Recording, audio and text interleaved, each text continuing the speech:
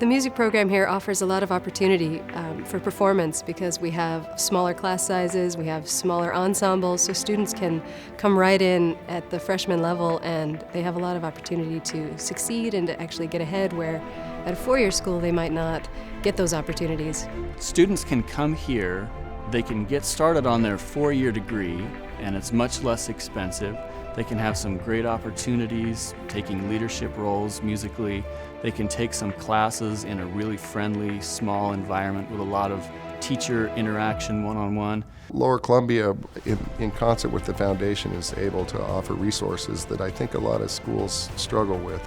In addition, because Dr. Davis and Gina are both so well connected in the music community nationally, then we have some opportunities that I think that other colleges may not get. We have small enough class sizes that the students really form a cohort early on, and they grow together and they study together, they travel together, they practice outside of class together, and they really develop a strong relationship with one another and move through the program as a unit.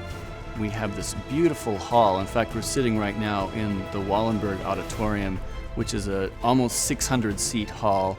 It's got a beautiful sound. It's really one of the premier performing venues in Southwest Washington, if not in Washington, because it's a really fantastic place to play. We have almost $45,000 in scholarships that we give out just to music students every year. We as faculty will always offer our support to the students, and I think that's one of the strongest selling points for Lower Columbia College is you come here, you will be supported. The music program at Lower Columbia College is one of the best out there. The people are genuine and they really do care about you.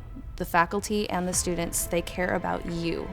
And you're not going to find that at every school you go to, but it's definitely here at Lower Columbia College.